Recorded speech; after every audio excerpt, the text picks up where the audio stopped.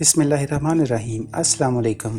इस वीडियो में हम जानेंगे कि वर्नियर कैलिपर से किसी भी ऑब्जेक्ट की रीडिंग कैसे लेते हैं। वर्नियर कैलिपर ऐसा इंस्ट्रूमेंट है जिसकी मदद से हम 1 मिलीमीटर के भी 20वें हिस्से तक की रीडिंग ले सकते हैं। वर्नियर कैलिपर को आज से तकरीबन 390 साल पहले एक फ्रांसीसी मैथमेटिशियन पेरी वर्नियर ने 14 सितंबर 1631 को ईजाद किया था और इन्हीं के नाम पर हम इस कैलिपर को वर्नियर कैलिपर कहते हैं। यह वर्नियर कैलिपर मैनुअल है। इसके अलावा डिजिटल भी होता है जिसमें आपको कैलकुलेशन नहीं करनी पड़ती। सबसे पहले इसके पार्ट्स के बारे में जान लेते हैं। ये इसके आउटर जाज, इनर जाज, स्क्रू लॉक, डेप्थ स्ट्रिप, ये मेन स्केल और ये मूवेबल पार्ट वर्नियर स्केल कहलाते हैं। किसी भी ऑब्जेक्ट की रीडिंग लेने के लिए सबसे पहले इसमें देखें कि ज़ीरो एरर है या नहीं। उसके लिए इसके जाज को मुकम्मल बंद कर दें और इस वर्नियर कैलिपर में आप देख सकते हैं कि मेन स्केल और वर्नियर स्केल दोनों की ज़ीरो लाइंस अच्छे से कोइंसाइड कर रही हैं। इसका मतलब ये है कि इसमें ज़ीरो एरर नहीं है। और अगर वर्नियर स्केल का ज़ीरो मेन स्केल के ज़ीरो के साथ कोइंसाइड नहीं करता तो इसको ज़ीरो एरर गिना जाएगा। फ़िलहाल हमारा ज़ीरो एरर नहीं है। फॉर एग्जांपल, ये हमारे पास सॉलिड सिलेंडर है। इसकी अगर लेंथ या हाइट, डाया या रेडियस मालूम करना है तो लेंथ या हाइट के लिए ऐसे रखेंगे और डाया के लिए ऐसे रखेंगे। वर्नियर कैलिपर के इस वाले हिस्से में ऑब्जेक्ट को नहीं रखना। सॉलिड सिलेंडर को इसमें रखकर वर्नियर स्केल को पुश करके स्क्रू लॉक को टाइट कर दें। अब इसमें सबसे पहले मेन स्केल की रीडिंग देखें।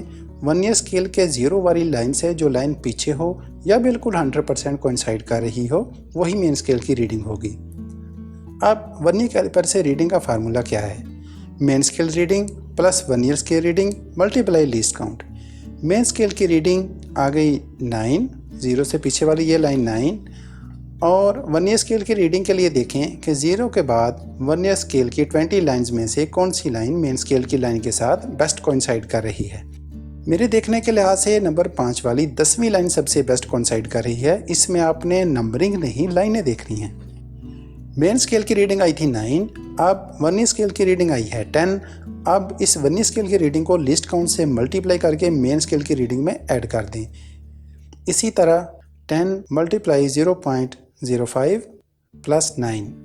इसी तरह 3 मुख्तलिफ जगह से रीडिंग ले लें और फिर इनका मीन ले लें, यानी तीनों के टोटल को प्लस करके 3 पर डिवाइड कर दें।